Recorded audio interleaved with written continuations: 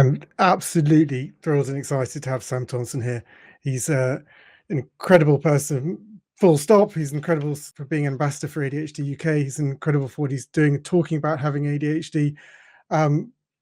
He doesn't really need an introduction. He's incredible. Welcome, Sam.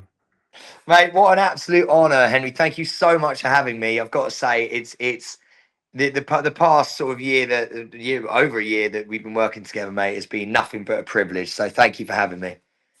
Honestly, it's hard. Look, I've got to thank you first for being an ambassador for ADHD UK. It's a huge deal, but it's an ambassador for everyone with ADHD. It's a big deal. You speak out for people with ADHD, that you share your experience, that you help people feel less alone, and you know, you're well, an exemplar. It's wonderful to see someone doing so well and having ADHD and talking about it. And I also need to thank you for making us your charity for Deal or No Deal. Oh yeah, mate, of course. I think we won. What did we win? Like 16 grand, I think. 16.5 grand. It's such a big deal for us. Like, it's such a big deal. Like, and honestly, it literally funds all our support groups. We have around 50 every month. Like, we are a small charity that does a lot, and we stretch money because we have to, because it's hard to raise money for ADHD. Like, you know, many people don't tell close friends or family, let alone tell acquaintances and shake a tin. Yeah, we don't get any government funds. So everything is personal donations. So your donation is, like, what you did was a big deal and has supported an enormous amount of work. Well, mate, I just want to say, sort of, before you know anything else, I said this to you just before. Like, I think this is just the beginning, man. I think we can do so much, and I want to do so much with you guys, and raise as much money as I possibly can. So, yeah, that's just the beginning, mate. I promise you, we will do even more. Thank you. I look forward to it, and it's very exciting. Thank you. We've got a little clip to remind you of Deal or No Deal. Oh, really? Great. For everyone in the ADHD world, you do amazing things. The first box of the night. Come on, Dean, show us a blue. Let's get us off to a nice start. Come on, Dean. Go on, Dean. Come on, Dean. No!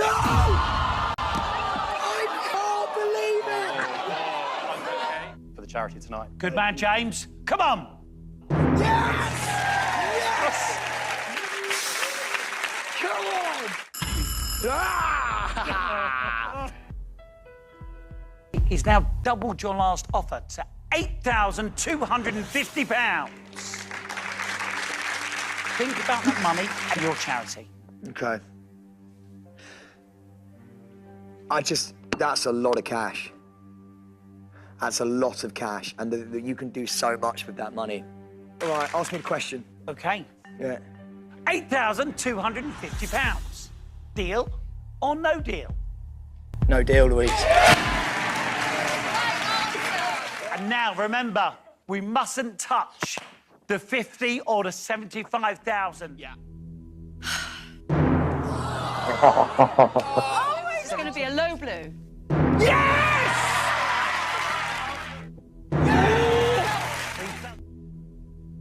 Please, please. Yes!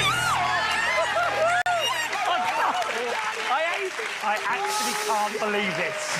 I know how much this means to your charity, and I know that you've come here to help your charity out. Yeah. Because of your bravery, and you did go on, even when some people said don't. He's now offering to buy your box for £16,500.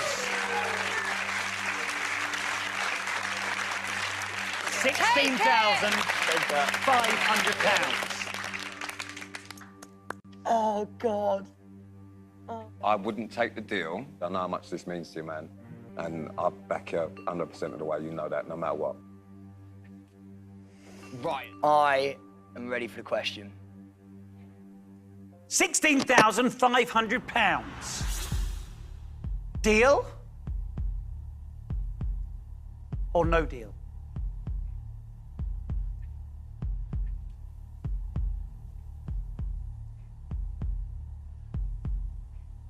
deal. You are taking away £16,500. It's gone for it. It's too much. Do you know what? It's because I'm looking at it and I'm seeing numbers on a screen. And as much as I love this game, and all I want to do is carry on, it's about the charity. Oh, mate. Yes! So thank you. Like, that was wonderful and terrifying. Oh, dude, when I tell you right now, when Louise said take it, and I went no, and then she opened the box with like I think it was like 70,000. I was like, oh no, the panic that I felt, mate. I was like, what is gonna happen now?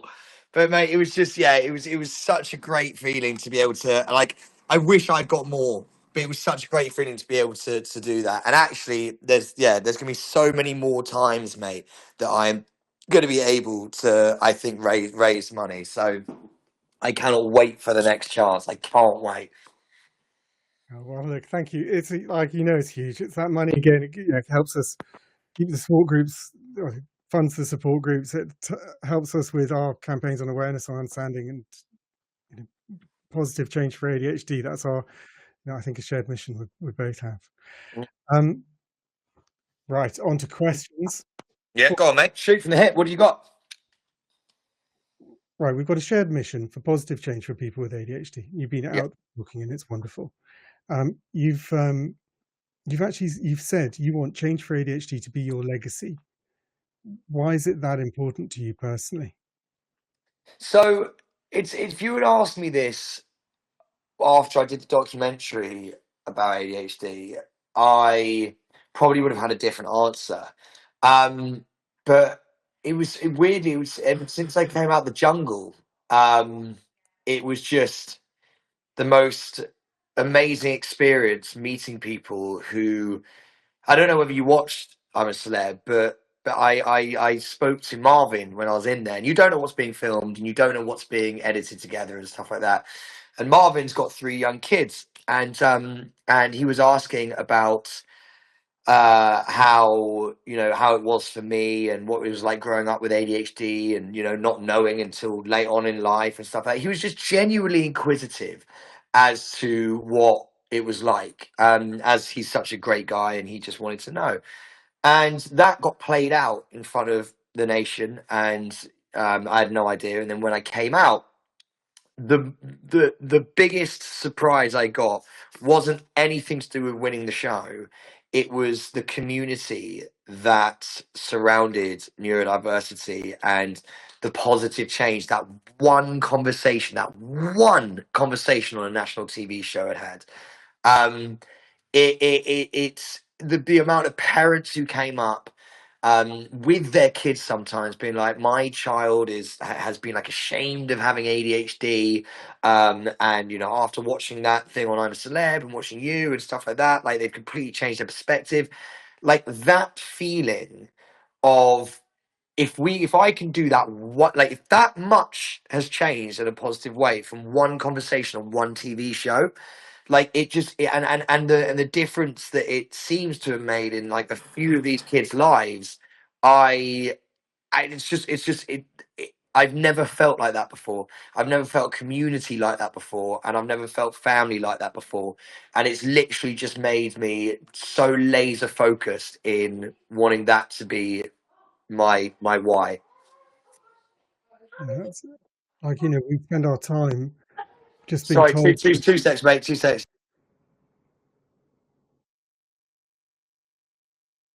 Sorry, mate. Everyone's just rolled into my door. Sorry. Carry on, brother. No, that was wonderful. And like, we spend our time being told we're broken, right? Like that we're failures, that we're not doing it right, or like that we're just lazy and need to buck up, and like, it's an us problem, and not getting to see people talking honestly about it, how hard it is, like, and talking about how people can, with neurodiversity, with ADHD, that they can be amazing and do amazing things. Well, do you know what as well, man? I really think that you've hit the nail on the head about, you know, people, especially young kids, mate, being told that they can't do things. That like and being told they're like naughty, or they're not listening, or they're, you know, their energy's wrong, and all these kind of things. And this is something that happened to me at school when I'm 33. I think I was the last generation of like no one really understanding it at all, and sort of just calling you naughty in school, and it made me feel so bad about myself. And to like, and I remember when I got diagnosed with it, and the lady goes, "I can't believe this, because I'm not really a crier." And I was, when the documentary was being filmed and we finally got the diagnosis, and we sit there and she's literally like, "Okay, you have ADHD." And I was like, "Okay." And I said to the producers that I'm not going to cry. I promise you, I'm not going to cry. Like, this isn't going to be one of those sort of like TV moments where I like shed a tear. And she goes, "You're a very special boy, and I hope you realize that you can forgive yourself for like things that other people might have said about you." Mate, I burst into tears, Henry. I literally burst into tears. I was like, I just didn't expect to, and I did, and I felt this massive weight off my shoulders. The amount of times at school that I'd been told like I was naughty, or that like my energy was off, or as I said, like I'm not concentrating, or, you know, my homework's not working because I'm not working properly, and like I'd get in so much trouble.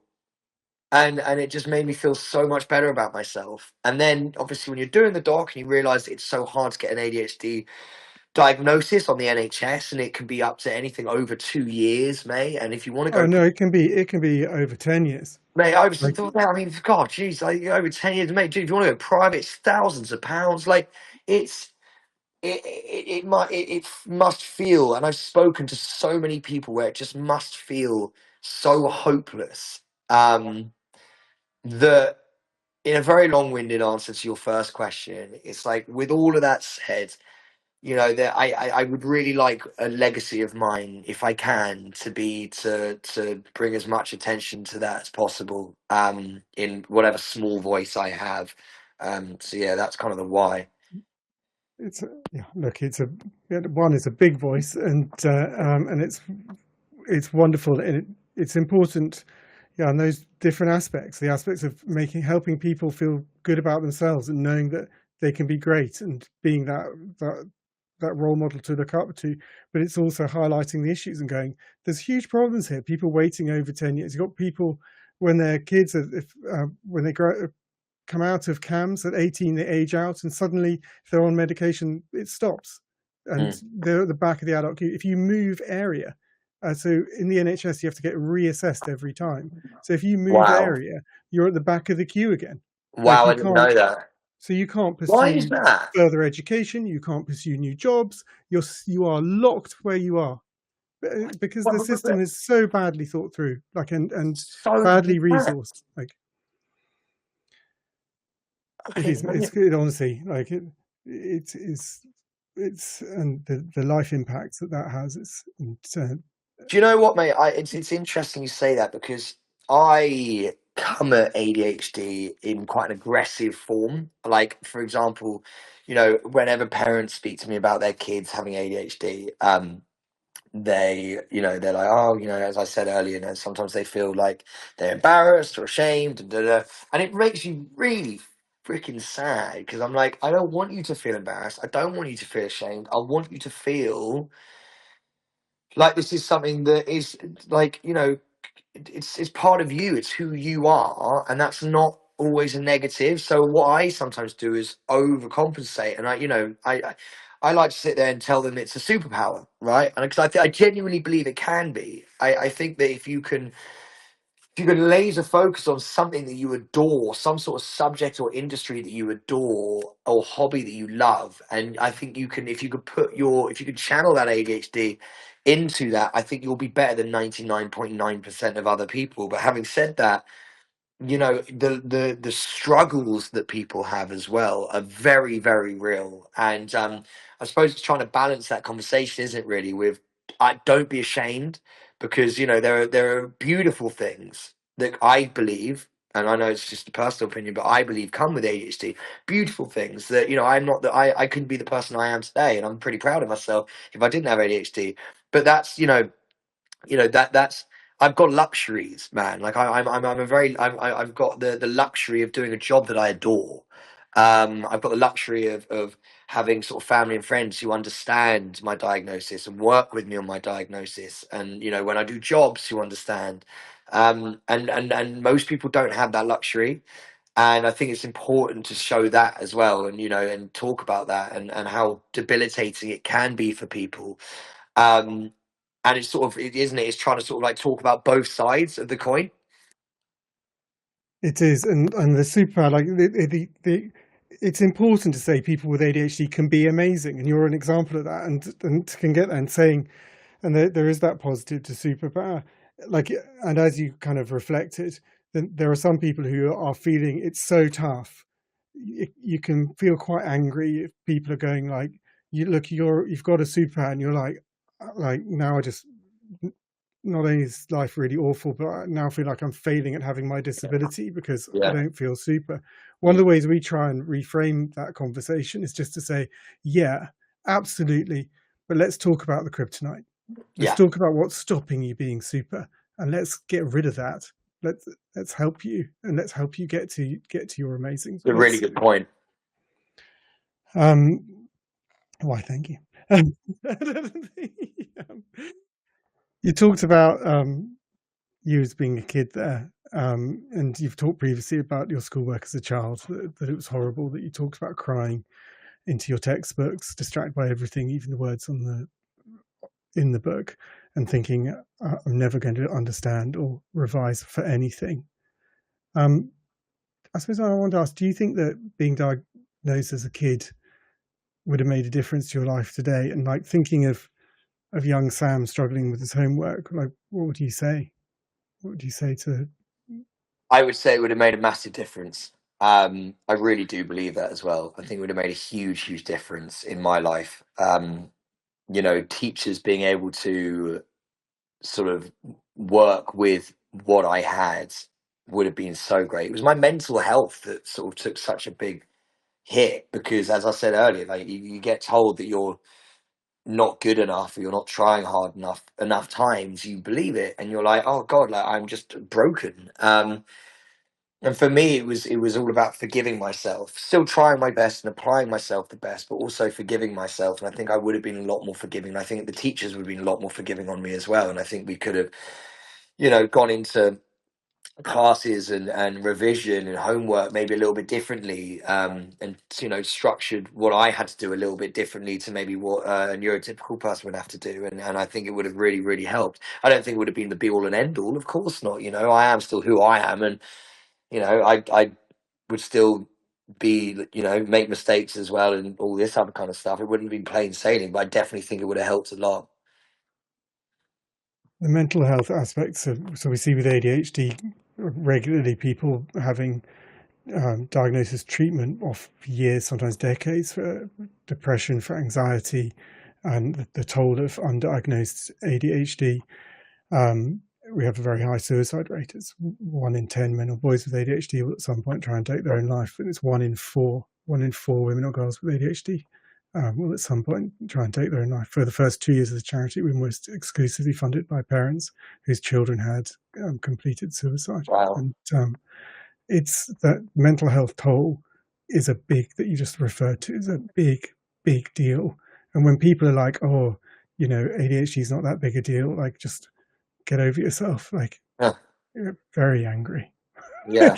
Well, I mean, of course you can. I can only, you know, I know I've been there. It's one of those things where no one understand. It's so hard to understand. It's very hard to make people understand as well. You know, people go, just get over it. You know, it is what it is. And it's like, no, but it's not. Yeah. It rules my life. And you know, that I obviously have ADHD. It's impacted every aspect of my life. every aspect of my life is at least touched by my ADHD. And you almost feel, even and I'm, you know, known for it, I still get a little bit embarrassed maybe by being like, oh, sorry, it's my ADHD. I don't know why, but I still sometimes do feel like, oh God, I shouldn't be being like, sorry, it's my ADHD, like, and I don't like the feeling of that, actually. And I think I need to be a little bit more honest with the fact that it does touch my every life. And because it really does. And sorry for swearing. And it's I think it's really important that people who are neurotypical, who don't really understand that it's all encompassing. It's not just one avenue of your life. It is everything in your life. And I think that that's a really big awareness that we need to get out there.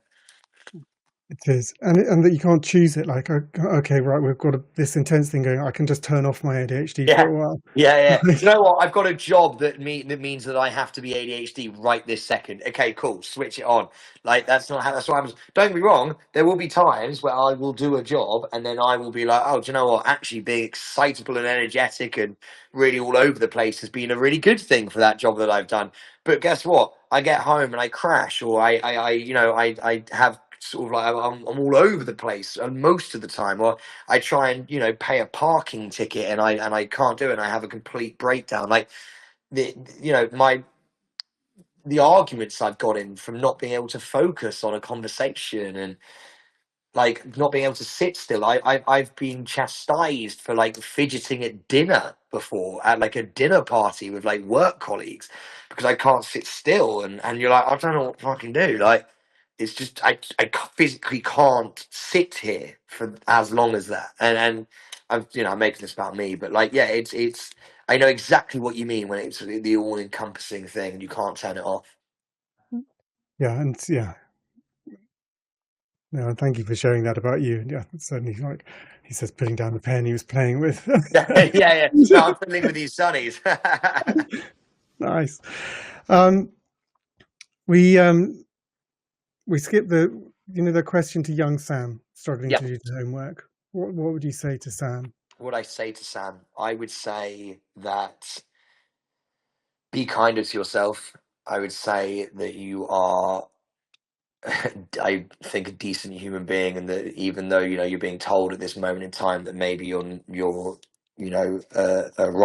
that you're not, and that there is a reason for who you are. Your brain is wired differently than certain other people, and be kind to yourself, because I think I really wasn't kind to myself when I was a kid, because of the things I was being told about myself. And that would be the main thing I would say to myself: be kind to yourself.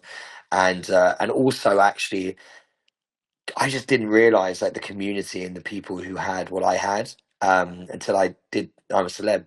And I came out of that, and I just feel like I'm part of such an amazing community. And that was something that I think I'd say to my younger self as well: is you're not feeling this way alone. There are many other people who are feeling exactly the way you are, if not a lot harder.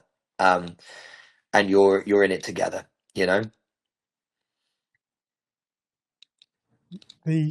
I just honestly, like I just that's when you said like I wasn't sure I was a decent human being. Like, Yeah. That's brutal. Yeah, mate. I'm sure I'm sure you felt that. I felt that. Like everyone feels that. You feel like you're a terrible student, son, like all of these things, and you feel like I remember the reason I did the documentary was because I was like, I need to find out like what kind of person am I, and that's probably why I cried when I got told with my diagnosis, because I genuinely was starting to think that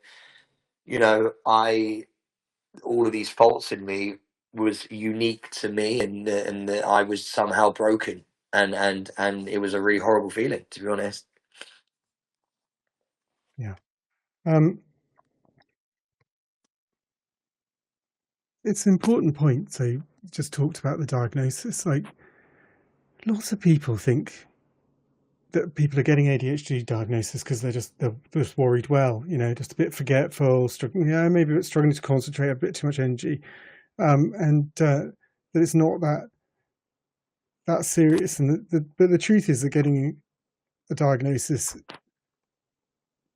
like you do it because it's having ADHD. It's having a significant impact on you. To an outsider, your life looked amazing. So why did you go get that diagnosis? Well, one of the reasons was what I just said, is that I didn't feel like the best possible version of myself. I didn't feel like the best human being. I think I was getting told quite a lot, I wasn't. And another thing was I'm getting to an age where I want a family and kids. And I think knowing a lot about yourself when you are going through sort of wanting to have these things in your life, I think you need to know as much about yourself as you possibly can. And I felt like there were so many unanswered questions about who I was and so many confusing aspects of my personality that I didn't understand myself. And it was scary not knowing yourself and not understanding yourself. And I thought to myself, I want, for the sake of other people and mainly for myself, I want to know who I am, and I want to know what is going on with me. And I just thought, as I'm getting older, I have to do this. It was something I had to do. And I was so lucky, mate. The fact that I got to do this diagnosis through a documentary, which fast-tracked so much for me. I mean, it wasn't lost on me. Like you just said, it can be out to 10 years, mate, to get diagnosis. And I was incredibly fortunate like that. Really, really, really lucky. And it was, and I really hope that documentary helped people. I thought I obviously went and rewatched it for this, and I was just so touched by it. It's an incredible documentary. It's important. Talking of it, you've spoken about your mum getting a lot of flack about saying she didn't want you to get a diagnosis because she didn't want you to get a label. And little at that time did she know that you'd come back not only with one label but three. Yeah, me too. So ADHD, autism and a tic. So, good standard overachievement there, Sam. Good work. Yeah, as always. Just it's never just one. They come in threes. There is a thing, though, right? This idea that the label's more damaging than the condition, than the damage of the knowledge. Like, what do you have to say to parents worried about the ADHD label? You know what? It's a weird one because my honest opinion of this of having ADHD and my parents' view on it might be a little bit different. It might differ to what you may think. But I actually have a lot of empathy towards my mum. And I have a lot of empathy towards my dad. And the reason is, something that my cat in. The reason I have that is because they grew up in a completely different time. And we're so lucky. I mean, there's so much more work to be done. There's so much more awareness to be built. I mean, we haven't even scratched the surface, man. I think we're both in agreement of that. There's so much more to do, and I can't wait to dive in and try and get that, try and do as much as I can. But I know that my dad, for example, his teachers had just fought a war. Like they just landed on the beaches of Normandy, and like those were his teachers. And life to them was so much different, and they didn't have the luxury of being able to be in a time of peace and a time of like, let's actually introspect and let's figure out what's going on with the human beings that are in our society. They were from a completely different time period, and that's not my parents' fault. And I have a lot of empathy towards them. I don't agree. And to be fair, my parents actually, now they know so much more about it, are completely on board and they completely understand. And bless my mum, she's done so much work to try and understand what I have. But I had at the time, and they were like, "Oh, the label. I don't want you to have this. I don't want you to have that." Like stiff upper lip and all that kind of stuff. I have empathy towards it because I'm like, you know what? It's you're a different time. Like I can't expect you to just like understand what it is that we're discussing now, because in your generation you never did discuss that. And I hope that we look at people who don't understand it with a degree of empathy if they're from the older generation, because they didn't have that time to discuss these kind of things. But in terms of labels, I hate the way there is a label to it. I wish it was just like, yeah, you just learn differently, or you just have a different way of being coded, instead of like you have like, it's almost like looked down upon And I can't understand why that is. Like, it makes me really sad when kids are like embarrassed about the label that is ADHD. And it's like, I think you're beautiful. I think you can achieve anything you want. And I think we've got a long, long way to go with that, to be honest. We do. And talking of the sort of generation coming out of the war, I did an interview with BBC Manchester a couple of weeks ago, and there was an interview. They were in their 70s, and one of the questions was like, where's ADHD come from? Like, what didn't, basically wasn't a thing in my day. And I said to him, well, neither was PTSD. Like, Yeah. neither was and dementia was just old people getting old. It wasn't a disease or a condition that we can start to look to treat. The menopause was just that's so interesting. That's so women getting true. old. And he said, my dad had PTSD and from the war, and he self-medicated with alcohol. And I totally get what you're saying. And it totally, that analogy sort of allows him to sort of understand and to talking directly to that sort of war, that lack of understanding. Like, there's an exact example. The label, the only reason the label's an issue is because the stigma around ADHD that's put on it. Otherwise it wouldn't be. And Pete actually in the documentary gives you advice on it. He says, when you're talking about being worried, and he says, but like, it doesn't change you. You remain you. You just know a bit more about you. It doesn't make any actual difference.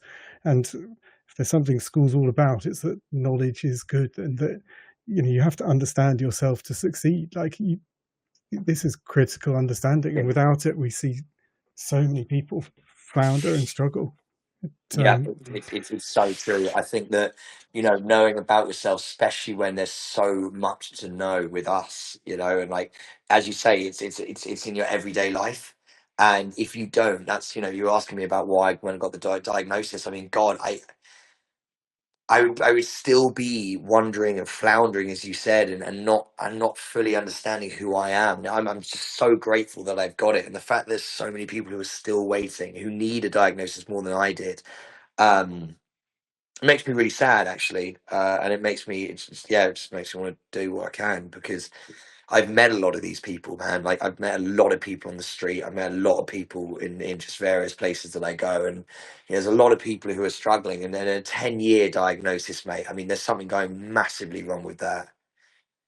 There is, and obviously, like, a part of what we're doing and what your support is helping do this campaign to talk about that and highlight it. And that's something, this is obviously playing out in the global conference. It's something we're going to be talking about directly during the conference. You talked then just about how hard it is, and you've talked specifically about how hard things are sometimes for you. You've talked about being close to being overwhelmed. You've talked about needing hours on your own when you come home to decompress. About having a panic attack on the first day of the jungle. I think these are things that people don't, they don't see, or don't know so much about. If you're talking to someone struggling with their ADHD, with their neurodiversity, and having similar challenges, what would you say to them? I'm super lucky. I've got an amazing friendship group of people who understand, or at least try and understand, what it is that I have. I would say that if you're lucky enough to have people you talk to about that, then absolutely do. I mean that example in the jungle was terrifying, because I was literally sat there going, I'm going to piss people off. I was like, I know I am. I was like, I feel like I've already been too much. I'm too excited. I'm too energetic. I can't sit down. I'm here, I'm there, I'm everywhere. I'm left and right. I'm going to annoy people. And it really scared me. And then I got to be friends with people like Marvin Humes, who were just so accepting of who I am. I'm friends with Pete, who is so accepting of who I am as a person. And to be around people who accept who you are, I think it's just so vitally important. But we don't all have that. We don't all have people that we can be around, and that's why I think ADHD UK is so vital, mate. And this isn't just me saying it for the sake of saying it. To be in a community of people, to be able to go online on Instagram and see all the people who interact, and and the community that that you've built, mate, is beautiful. And I would say go and talk to people who are going through the same thing. I think it's so important to know that you're not alone. I think it's if not the most important thing. No, I absolutely agree. And look, we've got, and people watching, right, we've got all our support groups. Majority are done virtually, and they're all free, but donate if you can. We don't put a financial barrier to you getting going and talking to people. Yeah. It's things like Sam Support that allows us to do that. So it's a big deal. And I've learned a lot from talking to people and felt less alone, and stop feeling stupid or daft or lazy. Like, just understand, like, having other people talk. You talked about supportive people and community, and you built your own community. And I had the pleasure of watching you on stage at the O2. No, I didn't even know you came. It was wonderful. I like it, honestly. Oh, It mate, was what wonderful. an honor! What an honor to Oh. have you there.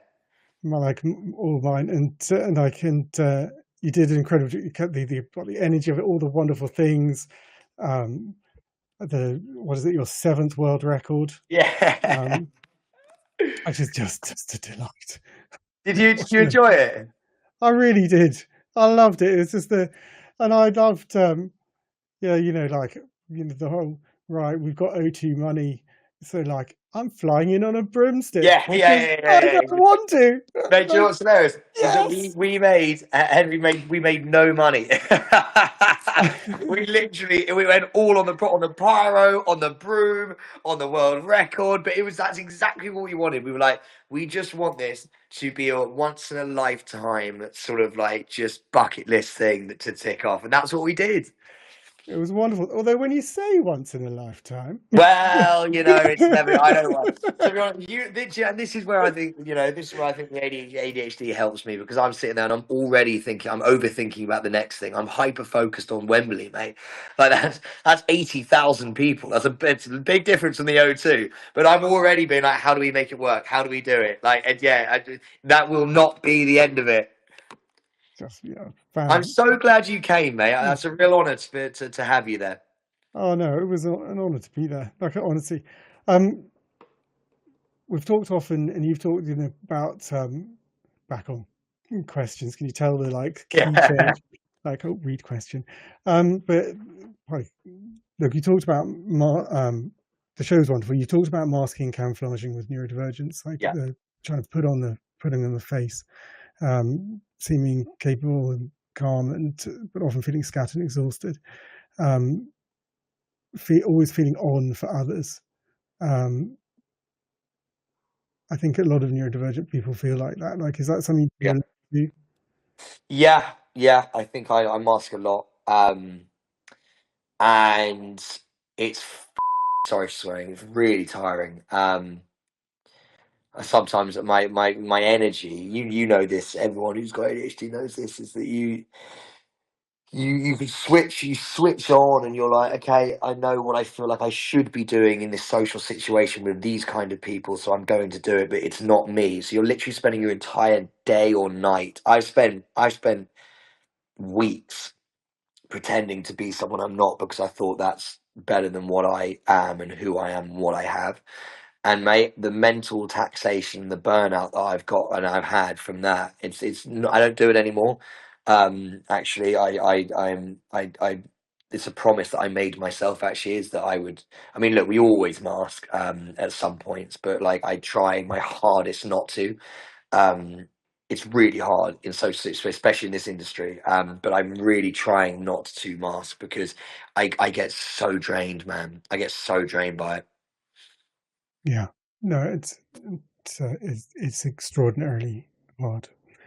I have a traditional final question. Yeah, go on.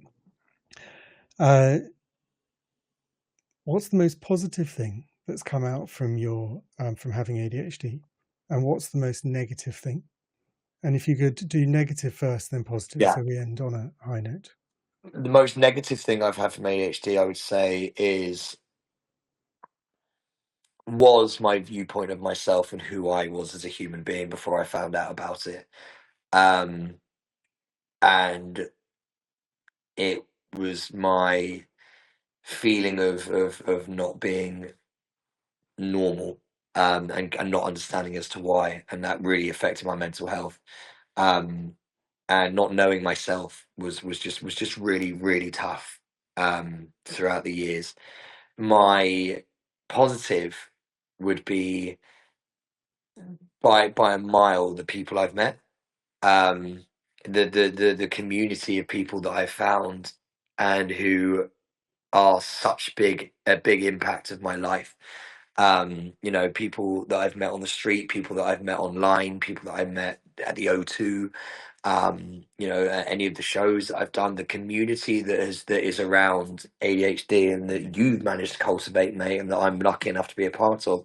I genuinely think that is the best thing about having ADHD is the love that we all have for each other, and the willingness for us all to be there and have each other's backs. I wouldn't trade that for anything. It's such a beautiful thing to have, especially in this day and age where we're all so isolated. And I think that's the most positive thing I've seen from having ADHD is being part of a community that we're all there to help each other, and we're all there to get through life together. And mate, you're such a big part of this. And I'm not just saying this because I'm on this chat, but you're such a huge part of it, man. And the charity just it's helped so many people, so I'm incredibly proud to be a part of it. Well, and that was very kind of you. And obviously, we're just a conduit for like people coming together and making a difference. Like, and you know, this is the small corner of the world that I'm trying to put my effort into making a difference. And you are, too. mate. It's a big deal.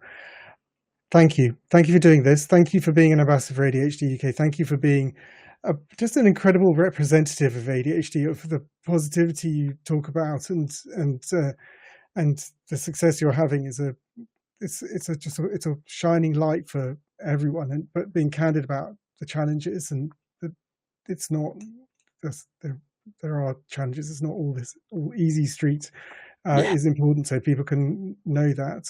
And talking about the community, I agree, like our community of ADHDs and neurodivergent people is wonderful, and something I love is when I'm in the bubble with lots of others. The acceptance that you can be you is the nicest thing. Oh, it's the most amazing. It's the most relaxing thing as well. You're finally mentally relaxed. It's great. That's it. Thank you so much. Thank you very much, Sam. Thank you so much, mate. A real pleasure. I've got to go though. My videographer's staring at me through the window, being like, "You're late." Mate, what an absolute pleasure, mate. And I really mean this. I think this is just the beginning, Henry. I think there's a lot of things that we're going to do and achieve together, mate. And yeah, this is just the start. I can promise you that, mate. Thank you, Sam. so much. Thank you, brother. Appreciate you so much, mate. See you later.